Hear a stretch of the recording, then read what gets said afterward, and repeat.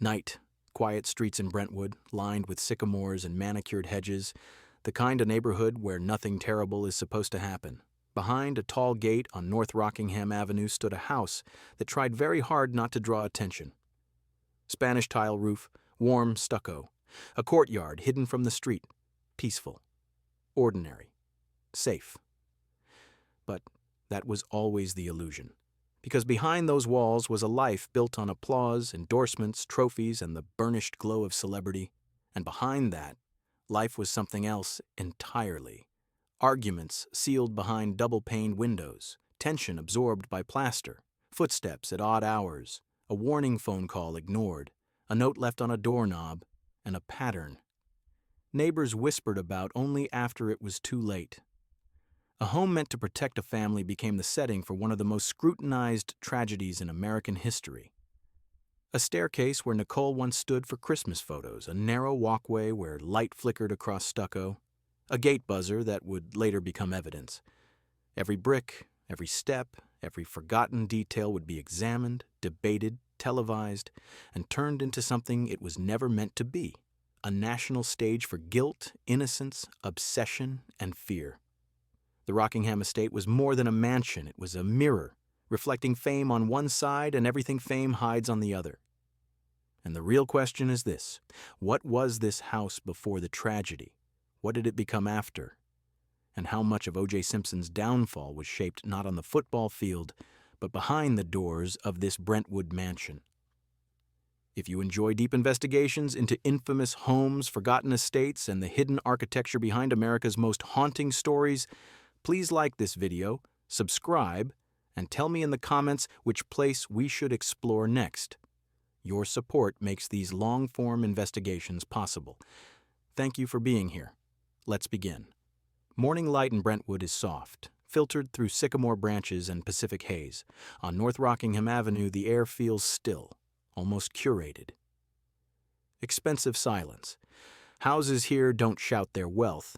They conceal it behind hedges trimmed with geometrical precision, behind bougainvillea climbing over iron gates.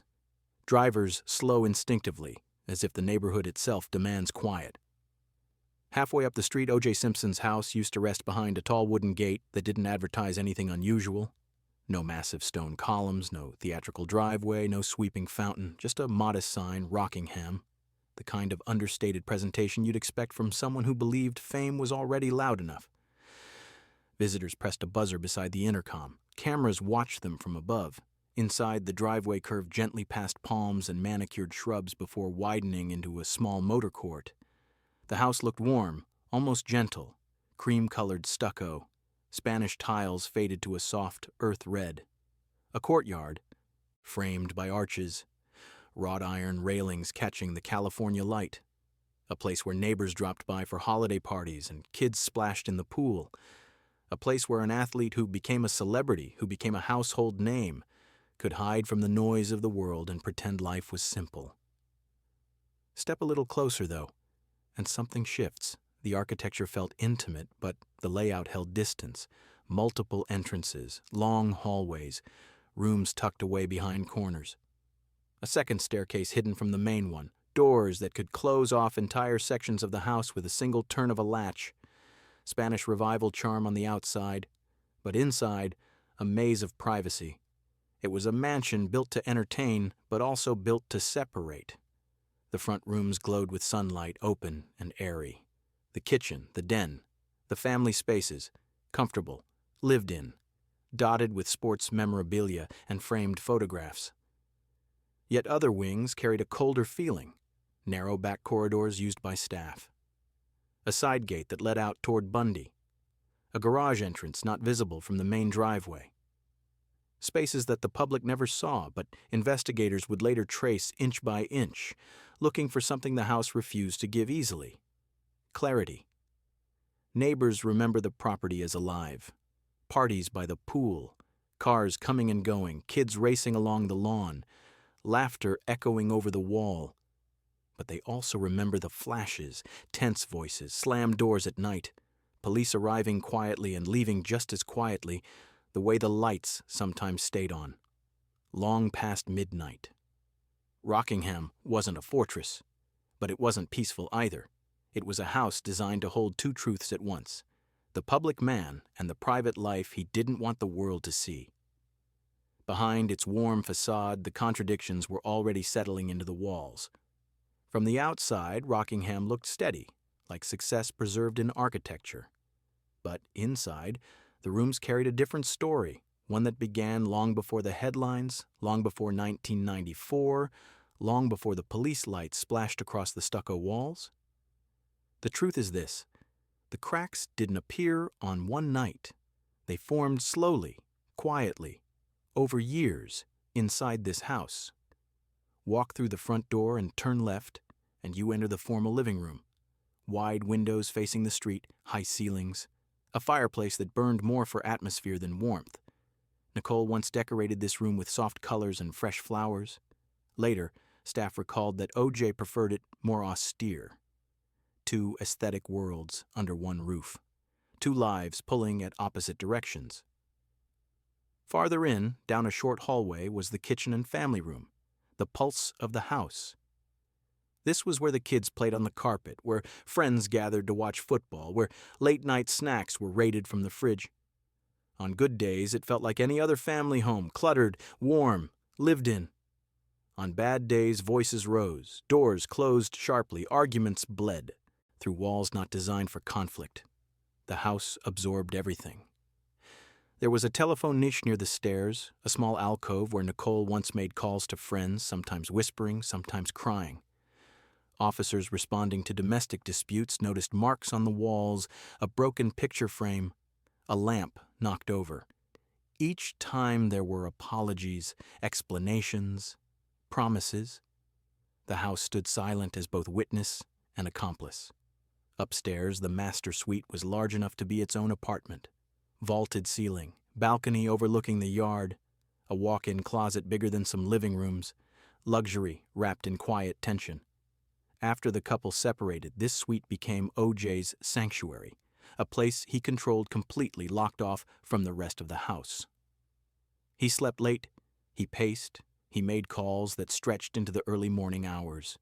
Even close friends later admitted Rockingham changed him, or maybe it revealed what was already there. Nicole, meanwhile, lived at Bundy Drive, a smaller place, simpler, softer. But she came to Rockingham often for the children, through the side gate, across the courtyard, into a house that held memories she was trying to outgrow. Neighbors noticed something else. When O.J. was home, the estate felt charged, like the air thickened. Cars arrived and left quickly. Voices drifted across hedges. Sometimes he laughed loudly, other times you could hear the sharp edge in his tone, even from the sidewalk. Rockingham was supposed to be a retreat, but by the early 1990s it had become something else entirely. A pressure chamber. A battleground of affection and resentment. A beautiful house struggling to contain a life that no longer fit inside it. Long before the headlines, before the trials and helicopters and camera crews, the Rockingham estate was simply an expensive Los Angeles dream, designed not for spectacle, but for privacy. A Spanish Revival home built in the 1940s, remodeled over the decades, it carried the warmth of Mediterranean design, with the quiet seclusion demanded by celebrity life in Brentwood. From the street, only glimpses were visible, a sliver of the tiled roof, the top of a balcony, the curve of the driveway disappearing behind a wooden gate. Everything else was hidden. That was the point. In a city where fame attracts both admiration and danger, the safest mansion is the one you can't easily see. Past the gate, the property opened like a small world unto itself. A semicircular motor court, palms rising above trimmed hedges, a courtyard framed by arches. It wasn't the largest mansion in Brentwood, not by far, but its geometry created pockets of concealment, corners where voices couldn't carry, paths where footsteps disappeared in soft landscaping, angles that let someone move through the house without being seen from another room. The interior reflected a similar logic. Rooms flowed into one another, but hallways split them abruptly. Some parts felt spacious, almost airy, high windows catching the California sun, dining spaces arranged for large gatherings, a den perfectly suited for sports nights. But other parts were narrow, compressed, turning inward. The back staircase, the small office tucked behind the kitchen, a side hallway that led quietly to service entrances. These weren't mistakes in design, they were intentional separations, a house for hosting and a house for hiding. Even the garage was strategically placed, out of sight from the front, accessible from a side lane where a car could arrive or depart without catching neighborhood attention. Investigators would later note that this placement allowed movements that were nearly invisible from the main street. Outside, the backyard was its own stage, a pool glistening between palms, a lawn large enough for children to play, small enough to feel enclosed. In summer, friends gathered around the grill. In winter, the lights reflected off wet tiles after a rainstorm, making the courtyard glow like a private oasis. From a distance, everything looked controlled, peaceful, successful. Yet architecture can reveal what a life tries to hide: the hidden entries, the segmented hallways, the blind corners. They formed a blueprint for separation, emotional and physical. Rockingham wasn't built to be ominous, but in retrospect, it had all the qualities of a house where stories could fracture behind closed doors, unnoticed by the world outside. And soon, those design features, the gates, the paths, the angles, the sight lines, would become crucial, not just to the family who lived there, but to the case that would redefine the mansion forever. By the early 1990s, the cracks inside Rockingham were no longer small, no longer quiet, no longer invisible to the people who knew the family best. The house still looked immaculate from the street, hedges trimmed, tiles polished, pool shimmering, but inside, tension settled into the walls like humidity. You could feel it long before you could define it. Friends noticed the shift first. What had once been a lively Brentwood home, kids running through hallways, barbecues by the pool, guests drifting in and out, had grown more unpredictable. Some days, the house felt warm, even joyful. Other days, it felt charged, as if the air had thickened, as if something unseen was waiting to ignite. Staff sensed it. Neighbors sensed it. Even the dogs, some said, behaved differently when certain arguments erupted. Nicole had already moved out, taking the children to Bundy Drive. Her new home was smaller, simpler, softer, deliberately so. She wanted peace. She wanted space. But she remained tied to Rockingham through shared custody, daily routines, and memories she tried to outgrow. She came and went through the side gate, always aware that every visit risked reopening wounds. The LAPD knew the address, too. Between 1989 and 1993, officers responded to multiple disturbances. They documented bruises, frightened phone calls, the sound of shouting behind the heavy wooden gate. In one report, an officer wrote that Nicole was shaking so badly she could barely hold a pen.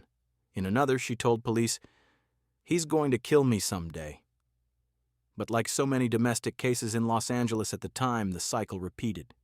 Apologies, promises, withdrawn complaints, attempts to start over. Rockingham bore witness to all of it. The master bedroom became a place of long silences, long phone calls, restless pacing. The hallways became paths worn by arguments, left unresolved. The backyard, once a family haven, now held memories that Nicole avoided. Even the children sensed the tension, switching between homes that felt increasingly like separate worlds. And then there were the signs of unraveling. Friends recalled OJ's jealousy growing sharper, his questions more pointed, his tone more brittle. He monitored who Nicole spoke to, who she went to dinner with, who she exercised with. Even after the divorce, he drove by her new home on Bundy, a quiet street where life moved at a gentler rhythm.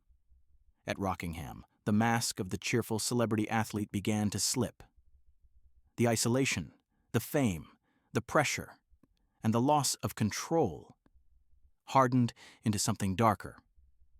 You could see hints of it in the way he shut doors, in the way he stared across the courtyard, in the way he spoke of his marriage as something undone but not finished. June 12, 1994. A warm Sunday night in Brentwood, the kind where windows stay open, where neighbors walk dogs beneath streetlights, where nothing feels out of the ordinary. But just a few miles apart, two parallel worlds were moving toward a collision that would freeze the neighborhood and the country in a moment that has never truly faded. At Nicole's home on Bundy Drive, the evening had been ordinary. Dinner with friends. Her children asleep. A quiet night settling in. Bundy was a narrow street lined with condos, hedges, and barely enough space for 2 cars to pass. Nothing glamorous, nothing cinematic. Just Los Angeles domestic life at its simplest. At Rockingham, the night moved differently. O.J. was preparing for an early morning flight to Chicago. Staff saw him packing. He made phone calls. He spoke with friends. He moved through his quiet house with the restless pacing that had defined many nights in recent months. Lights were on in scattered rooms, the kitchen, the bedroom, the den, forming a fragmented glow across the courtyard. A limousine waited outside to take him to LAX. Everything appeared routine. But somewhere between those 2 homes, the narrative split into shadows. Investigators would later reconstruct a timeline with forensic precision, tracing footsteps, phone calls, barking dogs, and the eerie silence that fell over Bundy Drive just after 10:15 p.m. Neighbors heard something, or thought they did. A thump, a dog barking.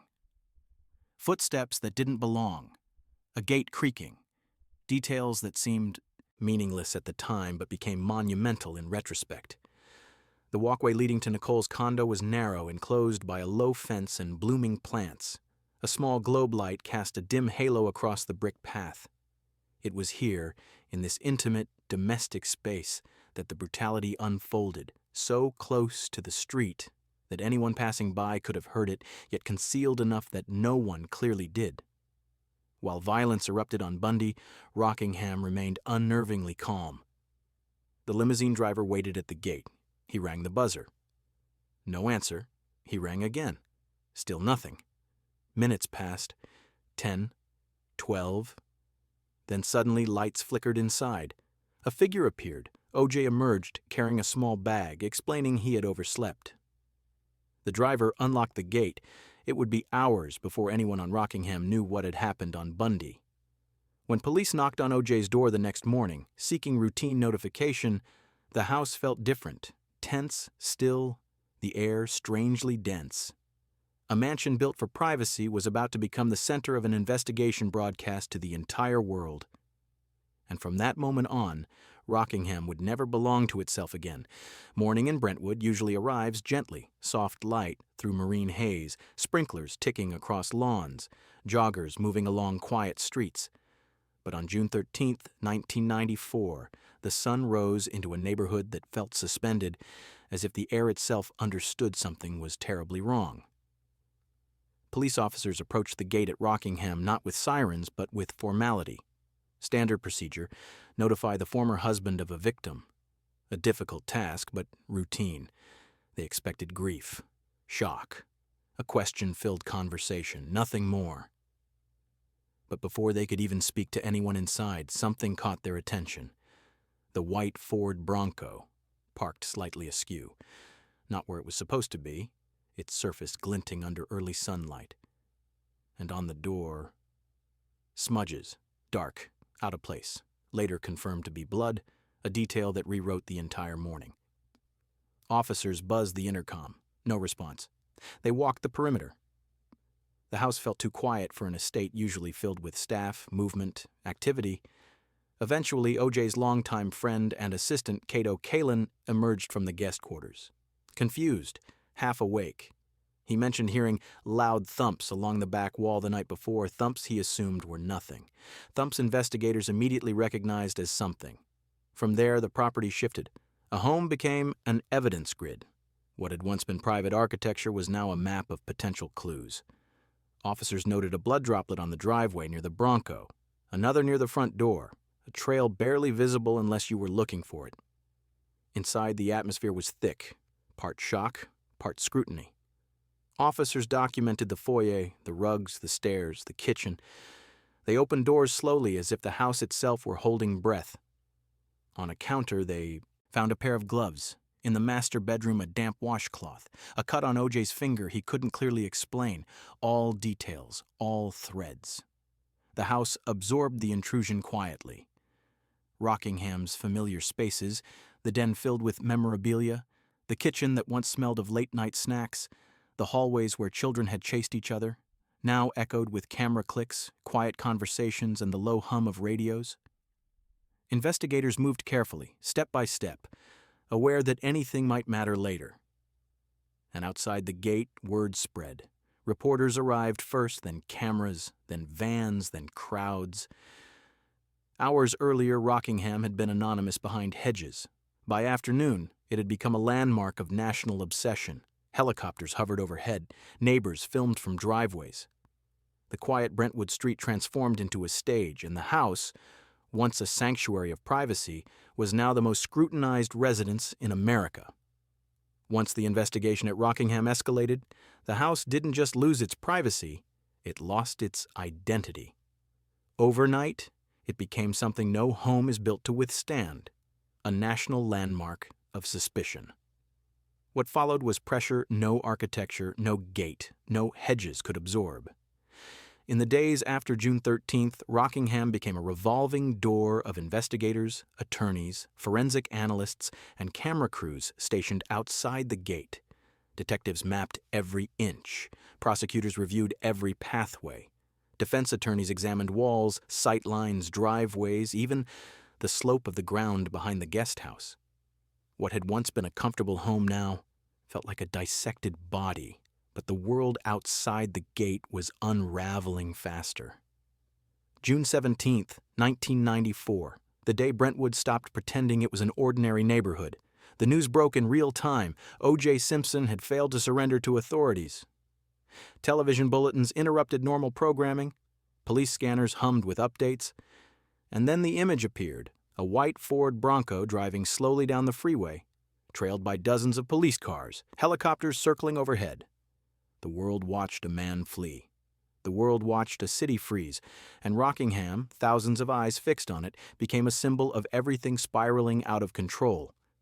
Neighbors stood on their lawns staring at their televisions and then at the gates across the street, unable to reconcile the two images. Reporters swarmed. Some climbed trees to get better angles. Others pushed microphones through the iron bars. Lights glared into the property long after midnight. When O.J. finally returned home, hours after the chase, he walked into a residence no longer his own. Every camera in the country was pointed directly at the front door. Crowds surged. Police formed barricades. Rockingham wasn't a mansion anymore. It was a crime scene, a media battlefield, a gravitational center of a cultural earthquake. And the trial only amplified the pressure. Lawyers analyzed photographs of the foyer, the staircase, the walkway, the Bronco in the driveway. The property was no longer viewed as a home, but as a network of evidence points and disputed narratives. Every doorway became a question, every shadow a possibility. Every path, a potential timeline. Millions watched the courtroom on television. Millions listened to the recordings. Millions saw the images taken inside Rockingham. But for the people living on North Rockingham Avenue, the intrusion was physical, daily, inescapable. Some moved away temporarily. Others installed new gates or hired private security. The entire neighborhood bent under the weight of the spotlight. By the time the verdict was delivered, Rockingham had already been transformed forever. Whatever it had been before, a family home, a celebrity refuge, a Spanish-style retreat, had been overwritten by the trial. When the trial ended, Brentwood exhaled, but Rockingham never recovered. Some houses survive scandal, others are consumed by it. This one carried a weight too heavy for stucco and timber. Long after the verdict, long after the reporters packed their vans and left, the property stood in a kind of architectural limbo, too famous to forget, too infamous to restore. Neighbors said the house felt different after the trial, lighter in some ways, emptier in others.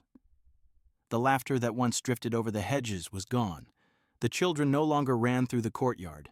The barbecues, the holiday lights, the casual noise of daily life, all vanished. The house wasn't haunted, but it was hollowed out. Fame had turned it into a symbol, and symbols rarely make comfortable homes. Inside, the rooms felt abandoned before they were ever vacated. Furniture removed, walls bare, spaces stripped of personality. The master bedroom became a storage area. The kitchen stayed dark. The courtyard rarely saw footsteps. Rockingham had become what no mansion should ever become, a frame disconnected from the life that gave it meaning. In 1997, O.J. sold the house. The buyer understood something fundamental. You cannot separate a structure from the story the world has attached to it. You can fight the narrative, or you can erase the canvas. He chose erasure. Within months, bulldozers arrived. The tile roof was dismantled, walls came down, windows shattered, the courtyard arches collapsed into dust. Neighbors watched in silence as the house that had defined years of headlines disappeared piece by piece. Some said it felt like closing a chapter. Others said it felt like burying one. In its place, a new mansion rose, larger, more modern, entirely detached from the past. Different roofline, different facade, different angles and pathways. A new identity built deliberately to sever ties with what came before. For anyone driving down North Rockingham Avenue today, there is no sign, no plaque, no architectural clue that the most infamous home of the 1990s ever stood here. But absence can be louder than memory. The original house might be gone, but the questions it carried still hover over the street. What did this place witness? What tension soaked into those walls long before tragedy struck? How much of a story belongs to a person, and how much attaches itself to the spaces they occupied? Rockingham was once a sanctuary, then a battleground, then a spectacle, and finally a void. Its demolition didn't end the story. It only removed the stage. Because some houses aren't remembered for how they were built. They're remembered for what they couldn't contain. Thank you for watching. Tell me in the comments which infamous house, forgotten mansion, or hidden estate we should investigate next. Every home has its shadows, and every shadow has a story.